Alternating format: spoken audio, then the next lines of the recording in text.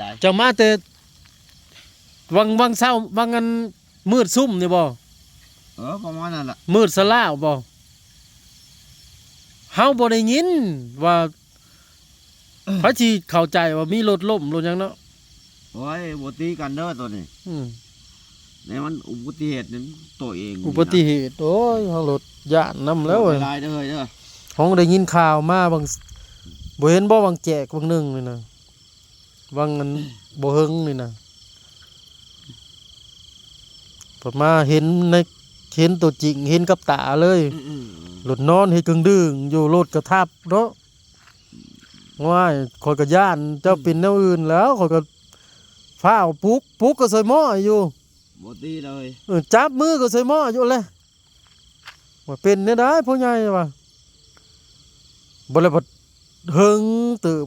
จังเสียงฮือโลดโทษหลายๆเด้อเสียเวลาจุ่มโตเด้อได้บ่โทษหลายๆจักล่มแต่ข้าวใดถ้าพี่น้องเขาเจ้ามาเอาอยู่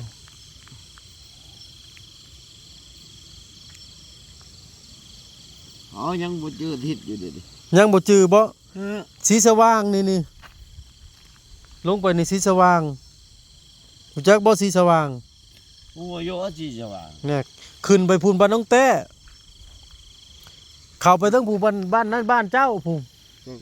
โทษเลย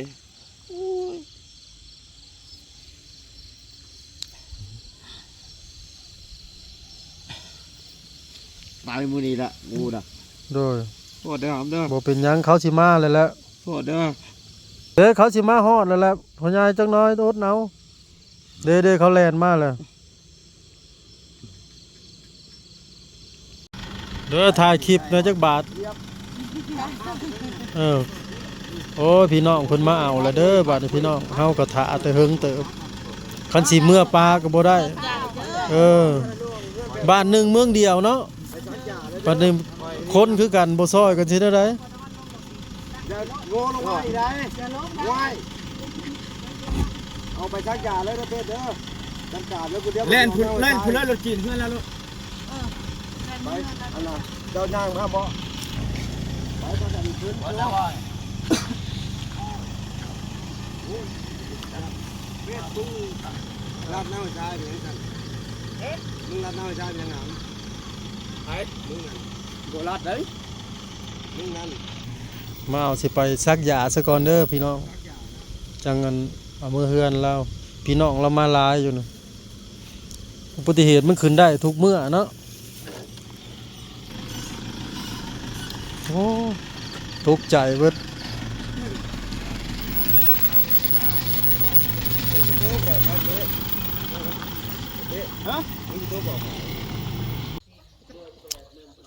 เอารถเมื่อบ่ได้พี่น้องเขาพี่น้องเพิ่นมาเอาเนาะผู้รถล้มเมื่อคืนนี่รถจักรแสลกนี่แหละรถจักรเล่าเนาะพี่น้องคนบันไก่เฮือนเคียงเฮาบัดแล้วทามไปทามมาพอละหูเมื่อเลือดอาบเต็มหมดอยู่ในทางนั่นก็เฮาเอาดินถมไว้คนก็เล่าเมาแน่เด้อพี่น้องเลยใส่รถจักรคันนี้เล่าจนถามเฮาว่าตัวเฮามาทางใดเราบ่จักว่าเฮาก็บ่จักว่าเจ้ามาทางใดแล้วว่ะเฮาก็บ่เห็นบนเจ้าล้มเพราะว่าเด็กน้อยเขาบ่าวอันน่ะลูกแม่วันน้องบ่าวโมน่ะมาแต่บ้านเมียแล้วเนาะมาแล้วมาเขาจะมาแบมาแต่บ้านเมียมาแบบอกเขาจะจอดรถใหญ่ไว้นั่นนะเขาก็ลิ้วขี่รถจักรลงไปเนาะกับเขา3 คนลงไปพอนอนเหยียดแกแด่อยู่ได้พี่น้องเลยปิดตาตกใจอะไรเลยเหยียดแกแด่เลยเขาว่าเราเรียบร้อยแล้วน่ะเลือดปฏิเมื่อเท่านี้เท่าหน้านี่เลือดออกเขาก็เสร็จออกน้องไปแล้วก็ตะกี้กับโบก้าจับแล้วเพราะว่าญาติมันบทท่านจะจับเดี๋ยวแล้วห้องว่าพ่อใหญ่ก็ซื้อหม้อ เพิ่งเติมเฮาเลยตัดสินใจเอาขึ้นกับหมอแม่นเนาะแล้วก็น้องชายแล้วเอาขอโทษเด้อพ่อใหญ่ว่าเอาสิเอาเจ้าขึ้นซะก่อนแล้วบ่ทันรู้สึกบ่แล้วพอเสียงขึ้นมาโอ้ยว่าก็เดียวว่าเจ้าเป็นแนวใดแล้วเฮาว่าสิพาแล้วลงซักยาแล้วก็นั่งรถจักรเฮาบ่ได้เนาะเฮาผัดผู้เดียวแน่หมอนั่นหมอผัดเมื่อหมอผ่าเมื่อลงมาเบิ่งพี่น้องผมเป็นตลมแล้วก็เมาเนาะ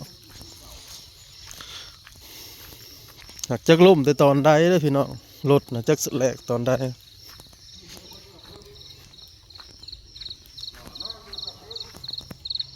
นี่แหละพี่น้องเห็นห้อยเห็นบ่ห้อยเกิดมันมุนอยู่แล้วนี่แล้วแจโรงเรียนบ้านเฮานี่แหละ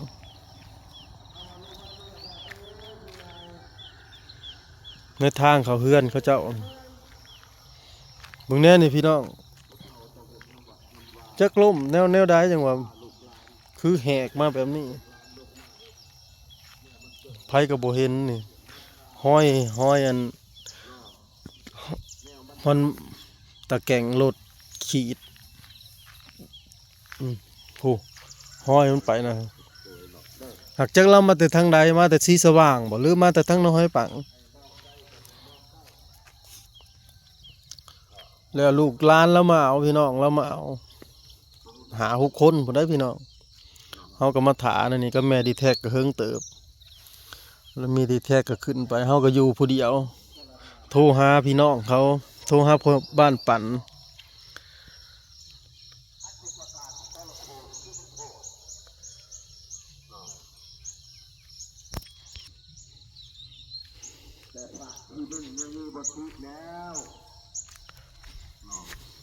ตกใจไผก็ได้เห็นสภาพเรา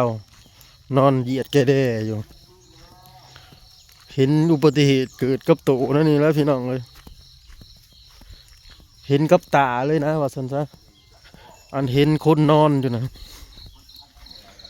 แต่ว่าตอนเราล้มก็บ่เห็นดอกคันเด็กคันเป็นคนบ่พอจักสิเป็นได้ก็สิพออยู่ดอกคนเพราะว่าทางมันคนก็เที่ยวอยู่แต่ว่ามันก็กลางคืนเนาะบรรยากาศยามเช้าพี่น้องโคกน้องนา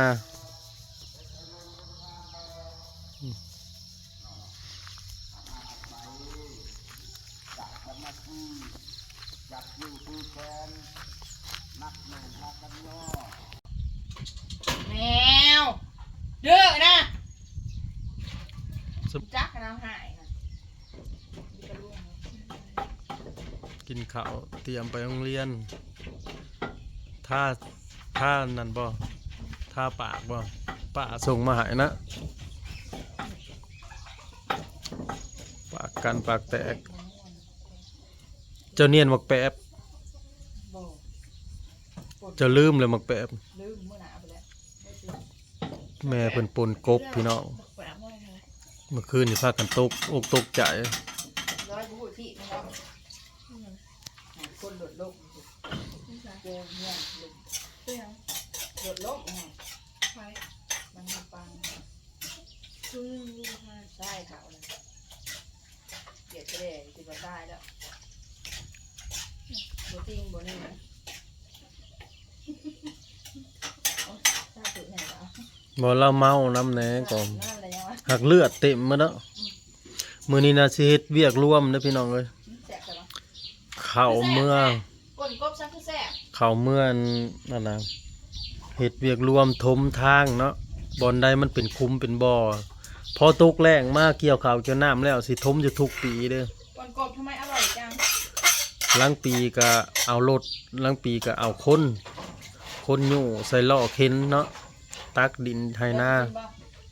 อยู่ใส่ล้อเข็นมากินเลยบ่นี่ บ่วันนี้หนึ่งดอกแค่อยู่หนึ่งดอกแค่ชุบอยู่แล้วดูที่พักกินตั้งแต่บนผักแล้วเนาะ บ้านเฮาสิเป็นบุญเด้อพี่น้องเด้อบอกข่าวบุญวันที่6บ่ว่า เขียดมาก ที่5ที่6นี่แหละ เขียนใส่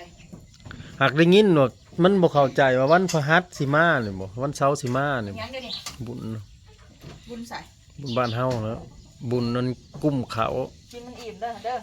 บุญหารายได้สร้างอันฮอแจกศาลาหงธรรม ขอไปหน่อยสิ บุญ เอาคนไทยมาของ มื้อวันนั้น อันนั้นแน่ลงกระโลกได้ อันรถไถน่ะมันมีทั้งไก่ไข่ใช่เลยต้องให้มันพักจังซี่เอามา เอามาแล้วสิเป็นยัง เอามัน